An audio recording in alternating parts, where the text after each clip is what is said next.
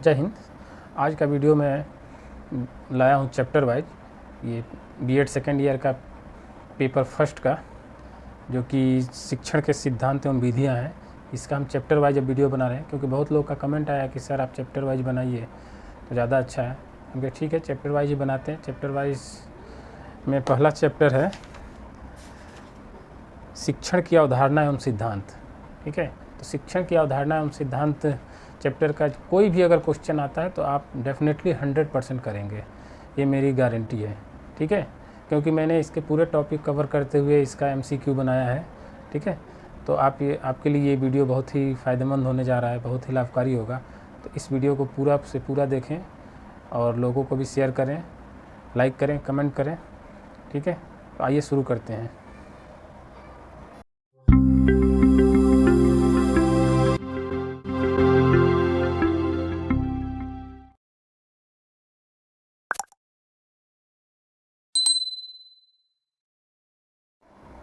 आइए शुरू करते हैं। पेपर 1 है शिक्षण के सिद्धांत एवं विधियाँ। पार्ट 1 है शिक्षण की अवधारणा एवं सिद्धांत। ठीक है, चैप्टर वाइज हम शुरू करने जा रहे हैं। और शुरू करने से पहले हम लोगों को धन्यवाद दे दें, जो कमेंट किए, जो लाइक किए, शेयर किए, उनको बहुत बहुत धन्यवाद। आइए, पहला क्वेश्चन है, दूसरे को सीखने में मदद करने की प्रक्रिया को क्या कहते हैं? देखिए, दूसरे को सीखने में मतलब ऐसा कुछ जिससे हम दूसरे को सिखाएं, तो दूसरे को सिखाना ही शिक्षण होता है, इसे हम शिक्षण कहते हैं। ठीक है, ये दूसरा क्वेश्चन है, समस्त शिक्षण का अर्थ है सीखने में वृद्धि करना, यह किसका कथन है? देखिए, ये इस जो बुक है, ये पहला पेपर है, इसमें आपको कथन बहुत मिलेगा। कथन मतलब कि बहुत सारे ऐसे लोग हैं जो दार्शनिक हैं, जो वैज्ञानिक हैं, ये कह दिए कि ऐसे कोई भी चीज़ का परिभाषा दे दिए। ठीक है, उस परिभाषा को हमें मतलब उनका अक्षरशः याद करना होगा। उसमें कोई भी अक्षर में इधर उधर नहीं होना चाहिए, इसलिए उनके परिभाषा को हम इन्वर्टेड कॉमा में लिखते हैं। मतलब ये उन्हीं के द्वारा कहा गया, उसमें कुछ चेंज नहीं कर सकते।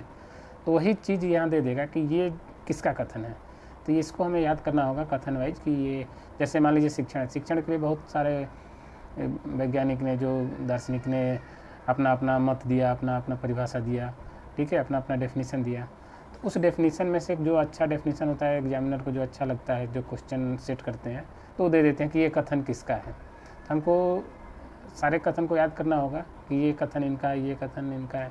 ठीक है, तो ऐसे ही जेम्स थाइन ने कहा था ये कि समस्त शिक्षण का अर्थ है सीखने में वृद्धि करना। मतलब समस्त शिक्षण का अर्थ है सीखने में वृद्धि करना। ठीक है, जब सीखने में वृद्धि होती है, ये उनका कहना था जेम्स थाइन का। ठीक है, तो अगर ऐसे आए कि समस्त शिक्षण का अर्थ है सीखने में वृद्धि करना, यह कथन जेम्स थाइन का है। ये अगला देखते हैं, शिक्षण का अर्थ है सीखना, यह किसका कथन है? देखिए, भी शिक्षण के ही बारे में होता है, लेकिन अब थोड़ा सा उनके वर्ड में चेंज हो गया। मतलब दोनों में वही निकल रहा है कि सीखने को ही शिक्षण कहते हैं, लेकिन उनके वर्डिंग कुछ और है, इनका वर्डिंग कुछ और है। ठीक है, इनका वर्डिंग है शिक्षण का अर्थ है सीखना, यह किसका कथन है? तो यह ह्यूजेज ने बोले थे। ह्यूजेज का कथन है कि शिक्षण का अर्थ है सीखना। ठीक है, आइए अगला क्वेश्चन देखते हैं। क्वेश्चन नंबर 4, प्रत्येक पाठ का एक निश्चित उद्देश्य होना चाहिए, यह शिक्षण कौन सा सिद्धांत है? देखिए, पहला चैप्टर का नाम ही है कि शिक्षण की अवधारणा एवं सिद्धांत। ठीक है, तो शिक्षण की अवधारणा मतलब शिक्षण का क्या है, कैसे है, उसका परिभाषा, डेफिनेशन, ये सब चीज़ें हैं। इसके बाद है सिद्धांत, तो इसमें सारा कुछ जो क्वेश्चन बनेगा केवल सिद्धांत के ऊपर ही बनेगा कि ये शिक्षण का क्या सिद्धांत है, कैसे कैसे सिद्धांत है, मनोवैज्ञानिक सिद्धांत, सामान्य सिद्धांत, यही है बस। इतना ही में चैप्टर खत्म है। ठीक है, ज़्यादा लंबा चैप्टर नहीं है, बस यही सिद्धांत जान लिए तो समझ लीजिए कि आप 80% जान लिए इस चैप्टर में। ठीक है, तो प्रत्येक पाठ का एक निश्चित उद्देश्य होना चाहिए, यह शिक्षण का कौन सा सिद्धांत है? मतलब सिद्धांत तो बहुत सारे हैं, तो इसमें कौन से सिद्धांत के अंतर्गत ये आएगा कि प्रत्येक पाठ का एक निश्चित उद्देश्य होना चाहिए? तो यह है निश्चित उद्देश्यों का सिद्धांत। जब शिक्षण का सिद्धांत पढ़ेंगे तो उसमें अब हम तो MCQ करा रहे हैं, नहीं तो सब्जेक्टिव रहता है, तो उसमें शिक्षण के सिद्धांत है, बहुत सारे सिद्धांत है, 10, 12, 15 पॉइंट है सिद्धांत के, तो उसमें से सबको याद करना होता है, लिखना होता है जब सब्जेक्टिव होता था। लेकिन अभी हम ऑब्जेक्टिव करा रहे हैं, तो ऑब्जेक्टिव में ऐसे क्वेश्चन आ सकते हैं सिद्धांत पे कि प्रत्येक पाठ का एक निश्चित उद्देश्य होना चाहिए, यह शिक्षण का कौन सा सिद्धांत है? ये है निश्चित उद्देश्यों का सिद्धांत। ठीक है, निश्चित उद्देश्य, देखिए वर्ड सही समझ में आ रहा है, निश्चित उद्देश्यों का सिद्धांत मतलब उस चैप्टर का, उस पाठ का कोई ना कोई एक सिद्धांत होगा कि हाँ ये इसका कोई ना कोई उद्देश्य होगा कि इस उद्देश्य के लिए ये चैप्टर बना है, ठीक है। तो ये निश्चित उद्देश्यों का सिद्धांत है। क्वेश्चन 5 देखते हैं, छात्रों को क्रियाशील बनाकर पढ़ाना यह शिक्षण का कौन सा सिद्धांत है? मतलब छात्रों को एक्टिव करा के पढ़ाना, मतलब कुछ ऐसा चीज़ें उनको माइंड में, पढ़ाने से पहले कुछ ऐसा चीज़ उनके माइंड में दे दीजिए ताकि वो एक्टिव हो जाए उसको पढ़ने के लिए, कि अरे क्या चीज़ है, थोड़ा सा हाँ हमें तो एक्टिव करके पढ़ाना, यह है सक्रियता का सिद्धांत, ठीक है। नाम से स्पष्ट है, सक्रियता का सिद्धांत, मतलब स्टूडेंट इसमें सक्रिय रहेंगे, ठीक है। सक्रिय रहेंगे मतलब सक्रिय कैसे रहेंगे, कुछ ना कुछ शिक्षण के पहले आप उनको बता दीजिए कि हाँ ये चीज़ हम पढ़ने जा रहे हैं जिसका ये यूज है, इसके बिना ये नहीं हो सकता है, मतलब कुछ उनको ऐसा बता दीजिए ताकि वो एक्टिव हो जाए, पढ़ने के लिए अंदर से तैयार हो जाएं कि हाँ तो क्रियाशील हो जाएं, सक्रिय हो जाए कि हाँ अरे सर तो आज बहुत अच्छा पढ़ाएंगे ऐसा। तो ये जो सिद्धांत है ये है सक्रियता का सिद्धांत, ठीक है।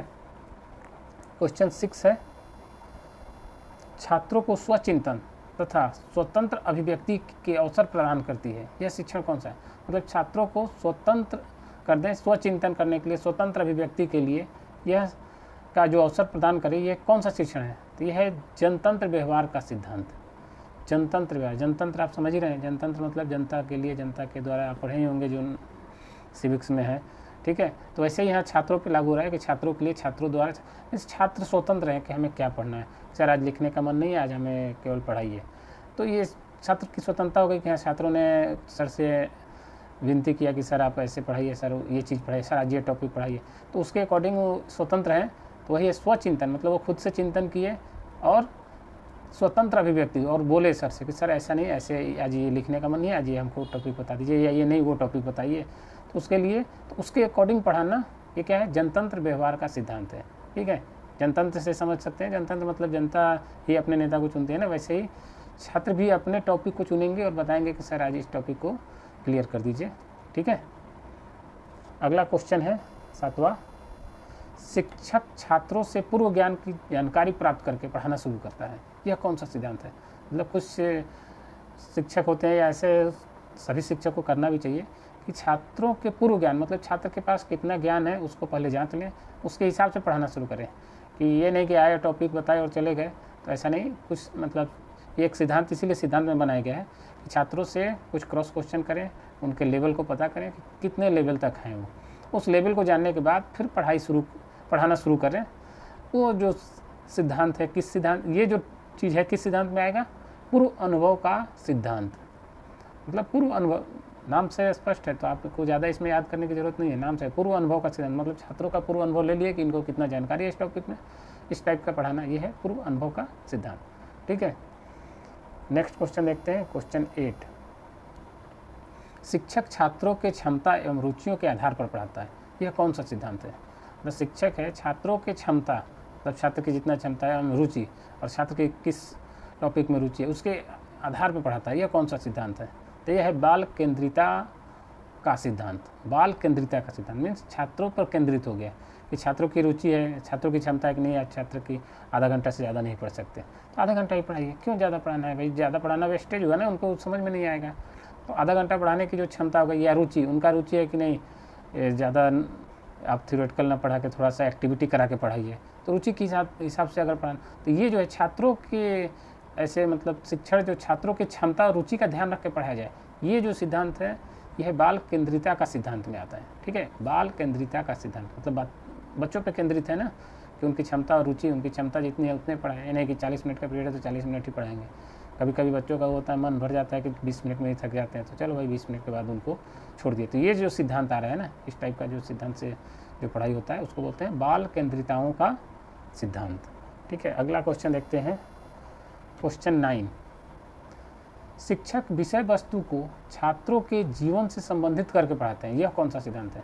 मतलब जो शिक्षक है, कोई ऐसा टॉपिक आ जाता है जिससे छात्रों के उसके जीवन से संबंधित करके उनको कोरिलेट करके पढ़ाते हैं, कि जैसे एग्जाम्पल, रियल लाइफ एग्जाम्पल देकर पढ़ाते हैं, यह किस सिद्धांत में आएगा? तो यह है वास्तविक जीवन से संबंध का सिद्धांत, ठीक है। वास्तविक जीवन से संबंध का सिद्धांत, नाम से स्पष्ट है, वास्तविक जीवन से संबंध, मतलब जीवन से कोरिलेट करेंगे कि आपने ऐसे ऐसे करते हैं, और वही चीज़ यहाँ भी आ रहा है पढ़ाते समय ये चीज़, और तो इसलिए ये उनको और ज़्यादा समझ में आएगा जब कोरिलेट कर देंगे और भी उनके जीवन से संबंधित चीज़ों को, तो उनको ज़्यादा समझ में आएगा, ठीक है, और उनका इंटरेस्ट भी बना रहेगा, ठीक है।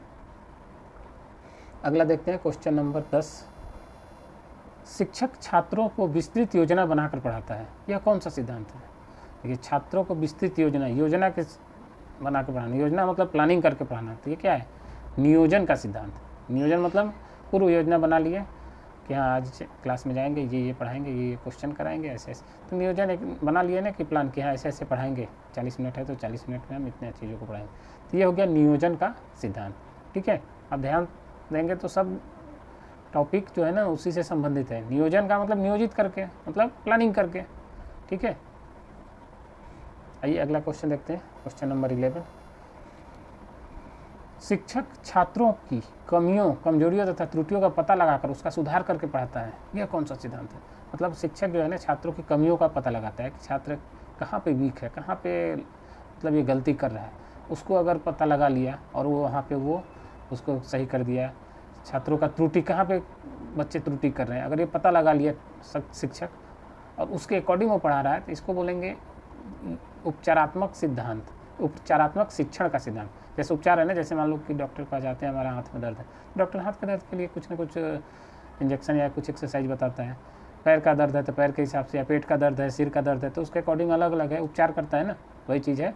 अगर शिक्षक छात्र में ये जान गया कि इस छात्र को त्र लिखने में गलती हो रही है, छ लिखने में गलती हो रही है, क्षत्रिय में लिखने में गलती कर रहा है तो छ में गलती है, तो वो उसको समझाएगा कि हाँ बेटा छ ऐसे नहीं ऐसे लिखा जाता है, तो इस टाइप का वो उपचार किया। ठीक है, मतलब ये एक तरह से उपचार हुआ, ट्रीटमेंट हुआ कि हाँ पार्टिकुलर, और सब तो सही है, वहीं पे आके वो फंस रहा है, तो उसको वहाँ पे उस पार्टिकुलर चीज़ों को ध्यान रख के बताया, तो ऐसे चीज़ों को बोलते हैं उपचारात्मक शिक्षण का सिद्धांत। ठीक है, अगला क्वेश्चन देखते हैं, क्वेश्चन नंबर 12। कार्य करके सीखना, learning by doing, learning by doing, यह किसने कहा था? तो ये आपके फ्रोबेल साहब ने कहे थे। फ्रोबेल ने कहे थे कि कार्य करके सीखना, मतलब कार्य करो अपने आप सीख जाएंगे, लर्निंग बाय डूइंग, ये कहते हैं फ्रोबेल। ठीक है, आइए अगला देखते हैं, क्वेश्चन नंबर 13। प्रभावशाली शिक्षण के लिए विषय वस्तु को छोटी छोटी विषय यूनिटों में विभक्त करके कौन सा सिद्धांत? मतलब प्रभावशाली शिक्षण के लिए, मतलब अच्छा पढ़ाने के लिए विषय वस्तु को, जैसे मान लो कोई बड़ा टॉपिक है, उसको छोटे छोटे टॉपिक में डिवाइड कर दिए। ठीक है, छोटे छोटे टॉपिक में डिवाइड करके फिर बच्चों को पढ़ाएं, ये कौन सा सिद्धांत में आएगा? तो ये आएगा विभक्तिकरण का सिद्धांत। विभक्तिकरण मीन्स बांटना, बांट कर पढ़ाना। जैसे खाना होता है ना, खाना एक थाली है, लेकिन खाना एक थाली तुरंत एक ही बार में थोड़ी खा जाते हैं, छोटे छोटे निवाले में खाते हैं ना, तो सारा खाना भी खा जाते हैं और पता भी नहीं चलता है।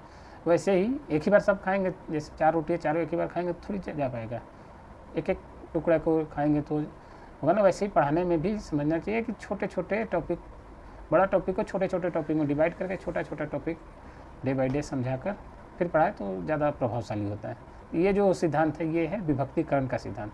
ठीक है, आप लोग वीडियो पूरा देखिए, चैप्टर 1 क्लियर हो जाएगा, चैप्टर 1 में कोई डाउट नहीं रहेगा।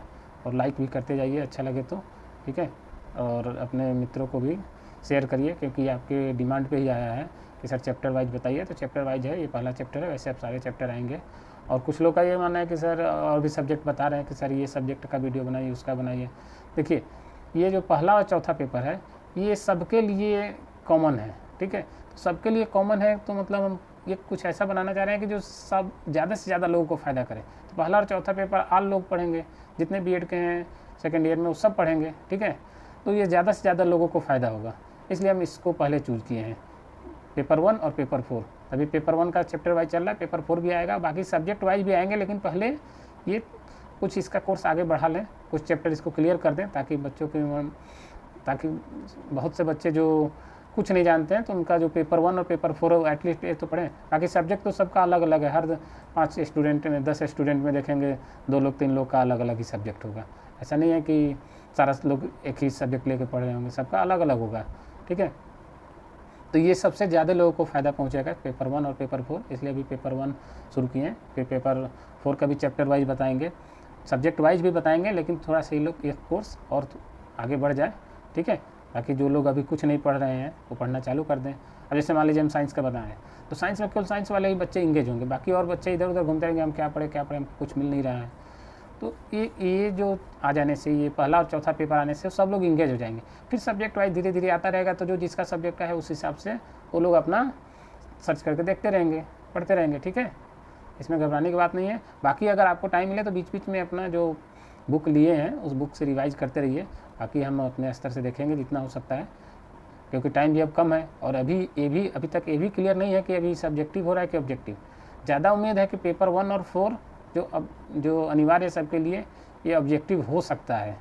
मतलब अभी हो सकता है, ऐसा नहीं है कि बहुत लोग करें सर आप कैसे जानते हैं ऐसा। भाई हम यूनिवर्सिटी का कुलपति थोड़ी है कि हम जानते हैं, अनुमान लगाया जा रहा है ना। प्रोबेबिलिटी आप लोग जानते होंगे, बादल देखकर लोग अनुमान लगाते हैं कि आज बारिश हो सकता है, धूप देखकर अनुमान लगाते हैं कि नहीं आज तो बहुत तेज़ धूप है, आज गेहूँ धो दो सूख जाएगा। ठीक है, तो अनुमान लगाया जाता है, ये अनुमान है। बाकी ऐसा थोड़ी है कि बादल है तो बारिश होगा ही, लेकिन चांसेज बढ़ जाते हैं। तो वही चीज़ है भाई, BA BSc वालों का MCQ हुआ है तो अनुमान लग रहा है कि ये भी हो सकता है। लेकिन जो सब्जेक्ट के पेपर हैं दूसरा और तीसरा, इसमें क्या है, बहुत लोगों का मानना है कि सर ये सब्जेक्ट का है तो इसमें MCQ से आकलन करना सही नहीं होगा, इसलिए इनका हो सकता है कि कुछ क्वेश्चन आपका सब्जेक्टिव हो, कुछ क्वेश्चन ऑब्जेक्टिव हो। 30-70 का रेशियो, जैसे कुछ यूनिवर्सिटी में ऐसा हो रहा है कि 30 और 70 का रेशियो, कि 30% ऑब्जेक्टिव 70% सब्जेक्टिव। ठीक है, क्योंकि सब्जेक्टिव में कम बच्चे बट जाते हैं ना, कम हो जाते हैं, तो इसमें सब्जेक्टिव में कॉपी चेक करना भी यूनिवर्सिटी के लिए थोड़ा आसान रहता है। तो जो भी है यूनिवर्सिटी का काम है, डिसाइड करेगा। अपना काम है कि हर तरीके से तैयार रहना, ऑब्जेक्टिव और सब्जेक्टिव।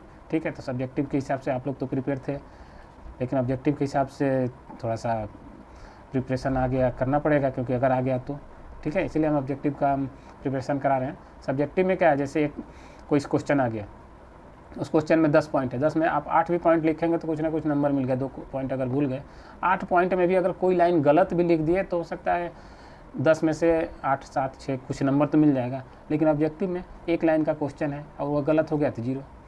ठीक है, तो ऑब्जेक्टिव में थोड़ा सा कठिन हो जाता है एग्जाम क्रैक करना, पास करना। ठीक है, क्योंकि एक ही लाइन का क्वेश्चन है, वही अगर एक लाइन में हाँ से ना हो गया, ना से हाँ हो गया तो गलत। ठीक है, तो आप लोग ऑब्जेक्टिव को हल्के में ना लें कि अरे ऑब्जेक्टिव है कोई भी टिक लगा देंगे तो हो जाएगा। ऑब्जेक्टिव ज़्यादा कठिन होता है सब्जेक्टिव से, क्योंकि सब्जेक्टिव में तो कुछ तो आप लिख देंगे, एटलीस्ट पास हो जाएंगे। इसमें तो 0 और 1 है, गलत हुआ तो 0। ठीक है, चलिए आइए अगला क्वेश्चन देखते हैं। क्वेश्चन 14 है, पाठ की पुनरावृत्ति कराना यह कौन सा सिद्धांत है। मतलब रिवीजन कराना, रिवीजन कराने में एक सिद्धांत है। ठीक है, तो ये है अभ्यास का सिद्धांत। ठीक है, अभ्यास का सिद्धांत, अभ्यास कराना। ठीक है, रिवीजन। आइए क्वेश्चन नंबर 16 देखते हैं। छात्रों में बोरियत को ख़त्म करने के लिए शिक्षण विषय वस्तु का बदलाव, शिक्षण विधियों का बदलाव करता है, यह कौन सा सिद्धांत। मतलब छात्र जैसे मान लीजिए बोरियत हो गए, पढ़ते पढ़ते उग गए, तो शिक्षक ऐसा नहीं कि बोरियत हो गए तो उनको भी डांट के पढ़ाए, नहीं बैठो पढ़ना ही पढ़ना ना। उसमें सिद्धांत है, ये कौन सा सिद्धांत है बता रहे हैं, परिवर्तन, विश्राम तथा मनोरंजन का सिद्धांत। उसमें है कि नहीं, छात्रों को अगर बोरियत हो गया तो बीच में थोड़ा देर के लिए गैप कर दीजिए, या कुछ बीच में ऐसा कुछ कर दीजिए बच्चे थोड़ा सा ये हंसने लगे, या कुछ उनका डाइवर्ट कर दीजिए मन, या कुछ रेस्ट कर दीजिए कि चलो भाई 2 मिनट रेस्ट है, या कुछ ऐसा मनोरंजन वो करा दीजिए ताकि बच्चे का माइंड फ्रेश हो जाए, फिर पढ़ाई चालू कर देंगे तो फिर बच्चे पढ़ेंगे। ठीक है, तो ये भी एक सिद्धांत है, मनोरंजन, विश्राम और परिवर्तन का सिद्धांत। मतलब कोई भी चीज़ पढ़ाने का तरीका उनको समझ में नहीं आता, अपना हो सकता है तरीका भी बदलना पड़े, या हो सकता है टॉपिक बदल दे, चलो भाई ये टॉपिक में प्रॉब्लम है, चलो दूसरा टॉपिक बताते हैं, टॉपिक किसी और दिन देख लेंगे। ठीक है, ये जो सिद्धांत है ये है परिवर्तन, विश्राम तथा मनोरंजन का सिद्धांत। ठीक है, सिद्धांत सब चीज़ का बना हुआ है, अगर उसको फॉलो किया जाए तो बच्चे तो आसानी से कोई चीज़ सीख सकते हैं। आइए देखते हैं 17, छात्र समूह में ज़्यादा अच्छा सीखते हैं, यह कौन सा सिद्धांत है। हाँ, छात्र को भाई अगर अकेले पढ़ाइए, किसी बच्चे को अकेले पढ़ाइए और किसी बच्चे को ग्रुप में पढ़ाइए, तो ग्रुप वाले बच्चे ज़्यादा सीखते हैं, क्योंकि उनके अंदर कंपटीशन हो जाता है, उनके अंदर कोई एक बच्चा जान गया तो दूसरे को भी बता देगा, अरे ऐसे नहीं ऐसे होता है, ऐसे होगा। और अकेले पढ़ाने में क्या है, शिक्षक बताया, छात्र को जितना समझ में आया नहीं तो उतना गया। और इस तरह ग्रुप में पढ़ाएंगे तो 10 बच्चे हैं, 10 बच्चे ने अगर एक पॉइंट भी सीखा तो सभी बच्चों को मिला दिया जाए तो सबने 10 पॉइंट सीख लिया, फिर आपस में शेयरिंग करके भी पढ़ सकते हैं। और दूसरा चीज़ है कि कंपटीशन रहता है कि अरे वो तो 5 ये तो इतना नंबर पाया, अरे अब इस बार हम ज़्यादा मेहनत करेंगे और ज़्यादा नंबर पाएंगे। तो ये चीज़ है, इसलिए तो ये है समूह गति शास्त्र का सिद्धांत। समूह गति शास्त्र के सिद्धांत में आता है छात्र समूह में ज़्यादा अच्छा सीखते हैं। ठीक है, सबका सिद्धांत समझते जाइए, सबके सिद्धांत में ही उसका आंसर छिपा हुआ है। आइए अगला क्वेश्चन देखते हैं, क्वेश्चन नंबर 18। वे छात्र जो कक्षा में नए विचार, नई खोजें मौलिकता युक्त क्रियाएं प्रस्तुत करते हैं, उन्हें शिक्षक द्वारा प्रोत्साहित किया जाना कौन सा सिद्धांत है? जैसे मान लीजिए कोई बच्चा है, कक्षा में कोई नया चीज़ बता दिया, या नया चीज़ की सर ये क्वेश्चन को ऐसे भी तो किया जा सकता है, तो कुछ वो नया चीज़ बताया ना, तो उसमें क्या है, शिक्षक उसके लिए क्लैपिंग करा दे क्लास में, या कुछ उसके गिफ्ट या कुछ ऐसा कर दे, तो सर उसका प्रोत्साहन मिलता है। तो ये कौन सा सिद्धांत है? ये सिद्धांत आएगा स्व अभिव्यक्ति तथा सृजनात्मक का सिद्धांत। स्व अभिव्यक्ति तथा सृजनात्मक का सिद्धांत, ठीक है। छात्र जो कक्षा में कुछ नया विचार बता दिए या कुछ नया तरीका बता दिए, बहुत से ऐसे छात्र होते हैं जो नया तरीके से ट्राई करते रहते हैं, कुछ नया चीज़ हो गया तो बताते हैं सर ऐसे भी तो हो सकता है, तो उसमें शिक्षक को क्या करता है, उसमें शिक्षक उसका प्रोत्साहन के लिए उसको गिफ्ट या कुछ या क्लैपिंग या सबको क्लास के सामने बोर्ड के पास बुलाना और बच्चों का प्रोत्साहन करना, ये सब जो सिद्धांत है, ये चीज़ है, ये स्व अभिव्यक्ति तथा सृजनात्मक का सिद्धांत में आता है, ठीक है। ये क्वेश्चन नंबर 19 देखते हैं। यदि छात्र स्वयं प्रयास करके सीखते हैं तो यह कौन सा सिद्धांत है? मतलब कुछ ऐसे छात्र भी होते हैं जो खुद से भी प्रयास करके सीख लेते हैं कोई चीज़, तो यह है स्व अधिगम का सिद्धांत। मैंने खुद से पढ़े, खुद से सीख लिए, तो यह स्व अधिगम का सिद्धांत, सेल्फ स्टडी जैसे लोग करते हैं ना, सेल्फ स्टडी वही है। बहुत से छात्र ऐसे हैं जो अपने से भी वो आइडिया लगा के कर लेते हैं, तो यह है स्व अधिगम का सिद्धांत। इसमें क्या है, छात्र स्वयं प्रयास करके सीखते हैं, ठीक है। इस चैप्टर में बस 19 ही बन पाया था, क्योंकि इससे छोटा चैप्टर है और ज़्यादा उसमें क्वेश्चन बन नहीं पा रहा था। जो भी है, अगर इस 19 को पढ़ लेंगे तो इसमें से मेरी गारंटी है कि इस चैप्टर से अगर कोई भी क्वेश्चन आता है तो आप 100% कर लेंगे, क्योंकि इसमें केवल सिद्धांत ही दिया हुआ और मैंने लगभग सारे सिद्धांत को कवर किया है, ठीक है। वीडियो को लाइक करें, शेयर करें, दूसरे को भी बताएं, ठीक है, और कमेंट करते हैं, ठीक है। आज के वीडियो में बस इतना ही। होप कि आप चीज़ों को समझ पाए होंगे। जय हिंद।